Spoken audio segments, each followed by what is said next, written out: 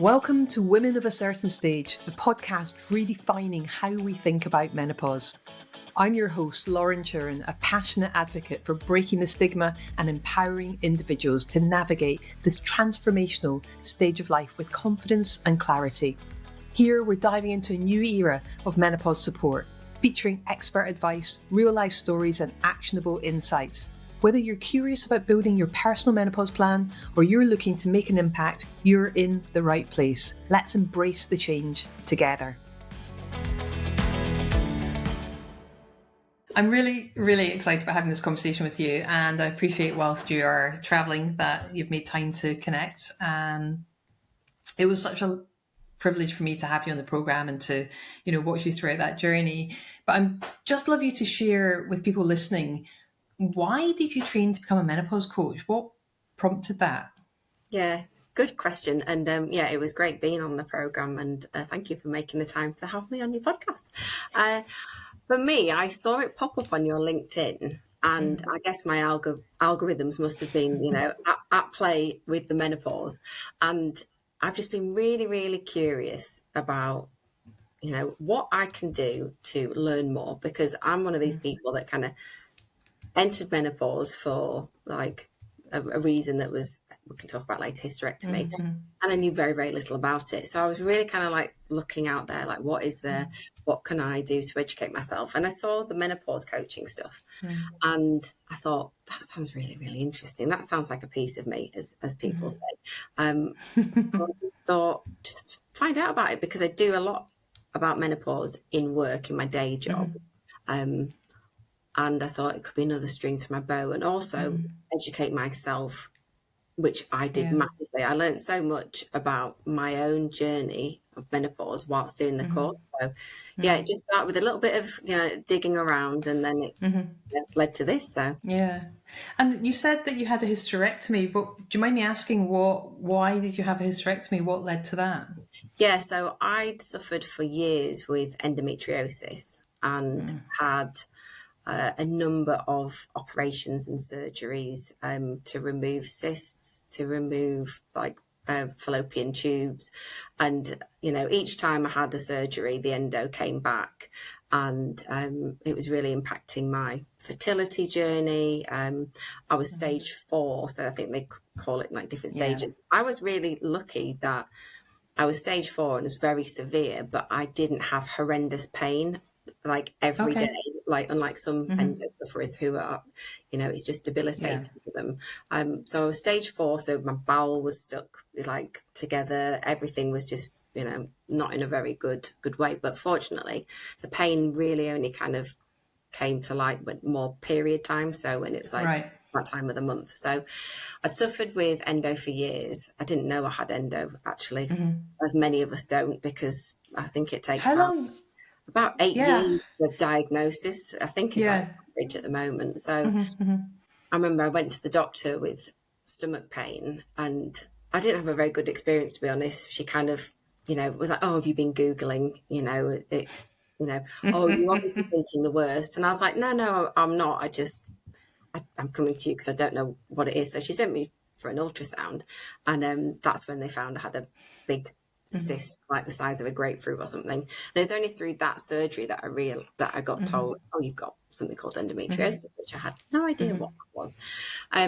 So I suffered with that for years, lots of operations, and my final operation, the consultant just said, if when we are operating, it's really not good, we'll do a total hysterectomy. So I was hoping that it was just going to be a partial hysterectomy, and so I'd still have like working, one working over or whatever. When I came round in the recovery room, that's when I found out, oh, it's a total hysterectomy. Had anyone prepared you for what that meant? Did anyone say, if we find this, can we do that? Or were you told, if we find this, we're going to do that? Was it an informed decision, or? So it was you've got these 3 choices. We can do this surgery, or this surgery. So you obviously have to sign all the papers, don't you, before you go under under the anaesthetic. And I said, I consent to those things. But the conversations that we've been having, I was quite hopeful that it wasn't going to be that bad, because I'd been on medications and things, and I'd had quite a few surgeries, and I'd been trying to manage, or I thought I was managing the endometriosis. So that coming round in the recovery room, when you're obviously feeling groggy and sick and you don't really know where you are, to kind of get that news, I was at that point still kind of, that for me was like your fertility journey is over. So prior to that, we've been trying to have babies, and I've been having years of IVF, which was, like, for me, not a really good experience. I know it's fantastic for lots of people, which is amazing, but unfortunately my own experience wasn't a very good one with IVF. And so that, the news of, all right, it's total hysterectomy, my mind just went to, that's it, your natural kind of journey for fertility is over. So the menopause side of that, my brain didn't even go to that place at all. And when the consultants come around, don't they, like a few hours later or whatever, and he just said, oh, so we had to do a total, means you're going to be kind of entering menopause, you'll need to go on HRT. And that was it. And just like, wow. And I was just like, probably still like, where am I? And my throat's really dry and I feel sick. And so that was it. So I didn't have a clue. I didn't know. So you've got that psychological, suddenly not expecting from anywhere that you're going to have a full hysterectomy, to suddenly your whole fertility journey that you have fought tooth and nail for years. And even though it was a really hard journey, you were fighting that journey the whole way. And then without any warning, you wake up and you're told, that's it. Yeah, pretty much, yeah. No psychological prep, no support. No, just here's your prescription. We'll fill you out prescription for your HRT. You'll need to get on that in the next 2 weeks. So the icing the cake was you're now menopausal and you're going to be on these hormones now. So yeah, wow, yeah, yeah. It was quite a shock, I think. But like I said, I wasn't even thinking about the menopause. I was genuinely grieving that this period of your life, okay, this dream that you've had, that so many of us have, so many of us that they're conditioned that that's what we do. We're females, we produce babies, and like when we get married and we have kids, and then we're a homemaker. So all this like attachment to what I thought my life was going to be, I was just dealing with that. I was just like, oh, okay, this is it. And I was, obviously like devastated about that. The menopause bit was just a whole other fun thing that I got to learn the years kind of following that. Yeah. Have you come to terms with that? I think just time. I know it's a cliche, isn't it? But just gradually, bit by bit, it didn't hurt as much. And it just kind of, the rawness of, you're not going to be a biological mum, or you're not going to have those experiences. That kind of just faded gradually. And I mean, quite gradually.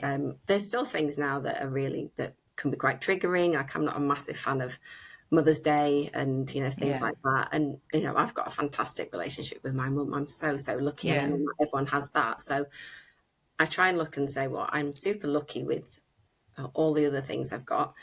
This, try and be philosophical, going, that obviously wasn't meant for you. And we did look into it. People go, oh, haven't you looked into adoption? And you're kind of like, that's not, I wanted like it to come from me, and I wanted it to, be part of me and my husband. So, and people really mean well when they say things like that, but it just doesn't help at the time. It's like, oh, thank you for trying to give me an option, but that's just not going to work. And we did look at adoption, but we just decided it wasn't kind of going to be for us. So time really, and just trying to be philosophical.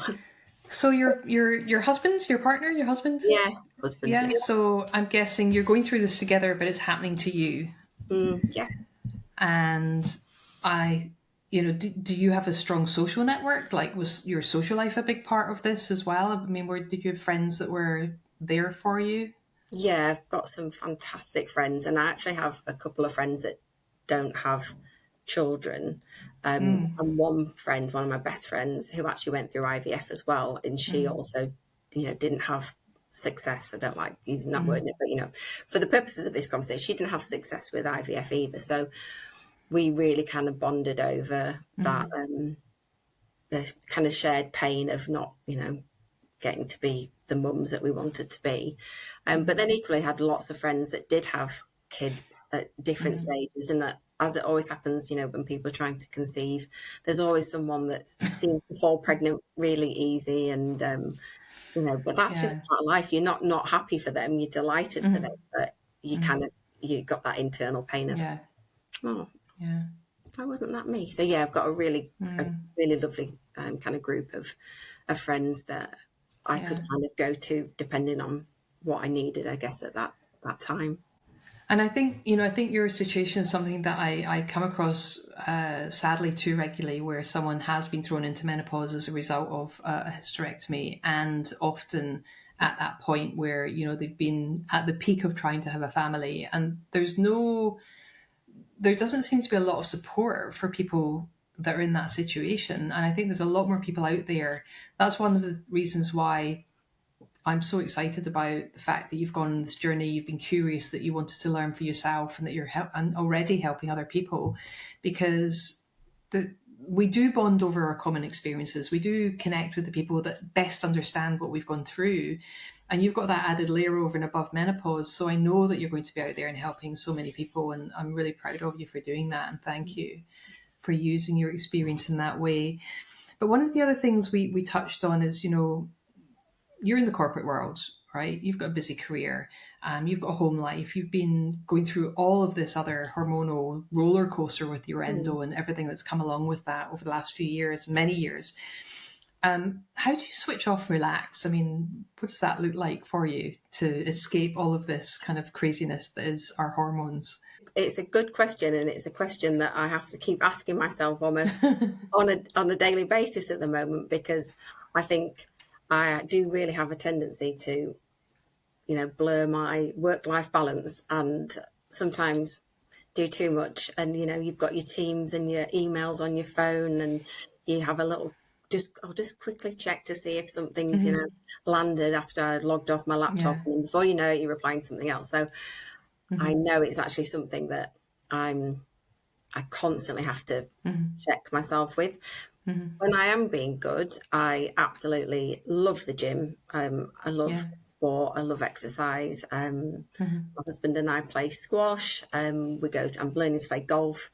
Fantastic. I used to play cricket till I got a back injury. So I like having a go at any sports, mainly sports that, historically women weren't meant to do. I'll be like, I'll have a go at that. I love it. What do you mean I can't play that? I'll have a go. So, yeah, I absolutely love exercise. Just makes me feel, really, really good. So, yeah.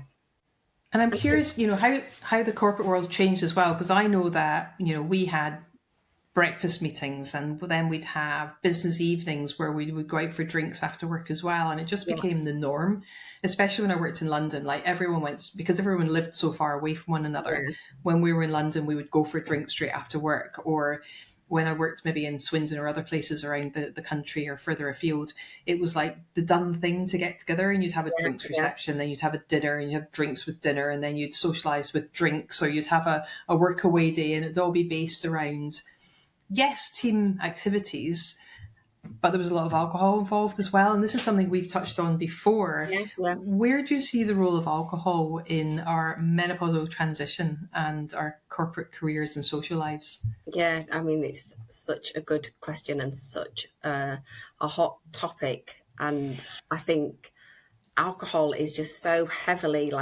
interwoven with corporate life, and, like you said, client meetings or socializing or celebrating success. I mean, there's so much of our lives that are just kind of, linked with alcohol. So I think that is very difficult in itself, because there's just so many people that are just more aware and sober curious. And I think there's still that, old-fashioned mentality of like, you go out for a drink if you've landed a good deal or what have you. But I think there's a lot more people that are getting a lot more just aware of like the damaging effect of alcohol. So I know for myself, I'm definitely more interested in what it's actually doing to my body. And I've noticed massively since I've been, menopausal and going through the menopause that like I can't drink as much as I used to do. I'm a complete lightweight now.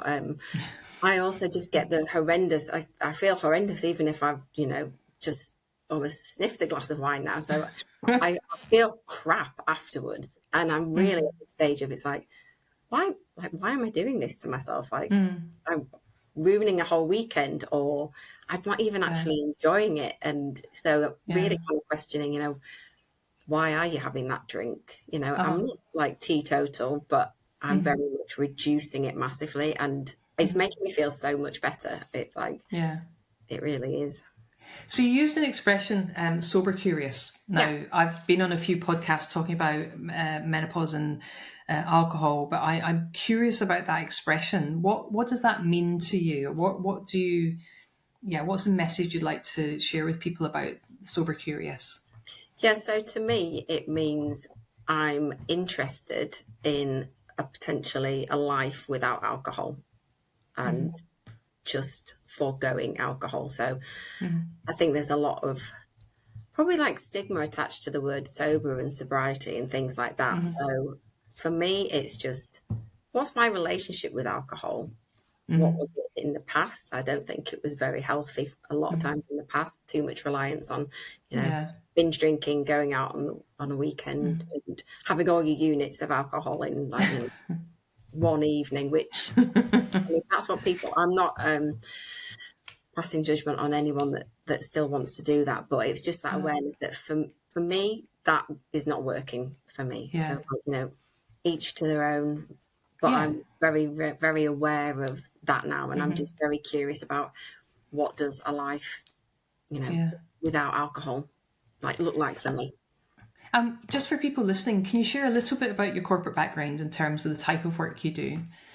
Yeah, so I work for a large global insurance company, and I've worked in a variety of roles within insurance companies, but at the moment I'm kind of more in the HR space. So I head up, we have an employee forum, so I head that up and work very closely with the senior stakeholders and our kind of execs. It's a very people based role. Yeah. And so you were already doing work on menopause at work before you came on the programme. So having gone through the whole journey, what were the kind of key takeaways you took from the Menopause Coach Diploma? Oh, I took so much away from it. I really did. I think it really, really still shocked me how much there is to kind of learn. And I considered myself someone running the menopause group at work with, Francis and Louise, the ladies that I run it with. I felt like I was, if you had to kind of rate yourself from 0 to 10, what's your knowledge? I was like, I think I'm quite good. So coming on the course and doing the program, I was like, oh my goodness, there is still so much that I completely don't know. So I was amazed with how much information was in the course and how much I could learn. Also, just how much work there is still to do. Because I've been hearing people say quite a bit about, this menopause is like $1 million trillion industry now, and menopause, it's everywhere, it's they're suggesting it's like a saturated market, and I'm like, no, it's really not. There's still so much to do. So I really took that away, and just the whole kind of what you could do with the program, hearing all the things that you've done and the different kind of possibilities and all the things that all the other grads are doing. It's just there's just so much to do with it. So there's so much I took from it. It's fantastic. And today we had your grad session, one of your grad sessions with your cohort, and I was just blown away at how close it is to graduation for everyone and how much people have done. And for anyone listening who's graduated and hasn't, already gotten to where they want to go, that's fine. You're exactly where you need to be. And, I've said that a million times. But everyone the more the cohorts are graduating, the more quickly people are getting up and running. And I think that's a sign that society's more ready for it. And even today, you've got a couple of people in the Caribbean in your group, and it was great to see in the Caribbean press that they've been talking more about menopause, and they've got more initiatives, more money being put towards it as well. And that for me was kind of like, yes, we are making progress, because together we're stronger. And I'm just excited about the fact that you're doing this at work, but then what else are you looking to do with this going forward? So I really would like to do like private clients and individuals. I do a group setting at work, so we have like the monthly support group. So I do like that group environment. We do a lot of awareness stuff as well in the corporate world. So I've kind of been thinking about, would I do like little local groups? Because I'm sure there's lots of people near where I live that maybe, do it as a community-based thing. So yeah, I also liked it when you were saying you go off and do retreats, and I was like, yeah, that sounds great. Like, there's so many options, right? Yeah, this is the thing. Like when we had those sessions on the course, I was like beavering away, like writing everything. I was like, that's good. That's good. There were so many things that I thought, and I think it's just that it opens your mind up to so many different like options and opportunities. So I'm interested in quite a few, of those kind of sides of it. So we will watch this space. Watch this space. Yeah. What would you say to anybody that's kind of sitting on the fence, they're not quite sure whether doing a qualification is worth doing it, whether, they feel like their own lived experience and they just know enough? I mean, what would you say to someone that's maybe sitting on the fence about making that sort of investment in themselves? I would just say, absolutely, just go for it. Do it, because there's always something that you can learn. There's always things you can learn about yourself. I learned so much about myself. So even if you think you know about the menopause, and like I said, I put myself a kind of maybe 7 out of 10, there is so much to learn. And because you're meeting so many different people from so many different like areas, demographics, different cultures, it's absolutely fascinating to hear how, menopause is talked about in different cultures or not talked about, or the barriers and the challenges for those people. So if anyone's thinking about it, I just would absolutely kind of encourage you to go for it, because you will take something away from it, whether it's you want to do the coaching one-to-one, or whether you want to do it in a group, or whether you want to do, different sessions or go into a different avenue. Because it's not just about menopause, and this is what I've been saying to people that have been asking, me about it. Like, there's so many life skills that you learn from the menopause plan that you've created. It's, decluttering and boundary setting. Like, they're just fundamentals that really help you, whether you're, going through menopause and having all of that fun or not. You can still take things away from it. So, I love hearing menopause and fun in the same sentence. That lights me up. Brilliant. Yeah. Brilliant. What have I not asked you about that you'd like to share, Kate? We've covered a lot of things, haven't we? I think one of the big things for me when I was like kind of acknowledging that I was menopausal was that who am I now? Like, what's the next step look for me? And one of the things I realized that I was doing was I wasn't wanting to talk about it, because I felt that people would think that meant that I was old, or I was a certain age. And I was like, why is that? There's so many questions about, like, why are you embarrassed by that? Like, why do you not want people to associate you with this certain age? And I just think that's really, really interesting that there's almost like a, I guess it's this whole societal pressure of, you're this age, you do this, you look like this, then this age, you're this, you're this, you're this. And I'm really not kind of comfortable with it, with any of that. And it's the who am I now? Where am I going?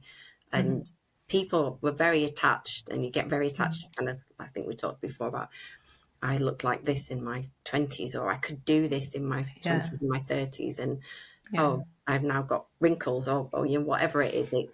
It's such a kind of turning point in women's lives, and I love the way that you always kind of position it as, when we talk about the coaching and in the scripts, you always say it's an opportunity to explore and to kind of find not a new you necessarily, but it's a stage of life for you to kind of just stop, think, reset, and kind of say, okay, what do I want my future to look like? So I think it's a really interesting kind of conversation for women that are, going through this stage of life. Yeah, I'm so grateful to you for doing this work and for supporting your colleagues and people outside of work too, because I know it doesn't stop at the office door for you. So I'm really grateful for your time today, and I'm looking forward to having another conversation with you, and maybe in a few months or next year, and seeing where you're at then. But for now, Kate, thank you so much for your time, and I look forward to speaking to you again soon. Yeah, you too. Take care. Thank you for joining me on Women of a Certain Stage. I hope today's episode inspired you to think differently about menopause and the incredible opportunities this stage of life brings. If you enjoyed this episode, please share it with 3 friends who need to hear this message.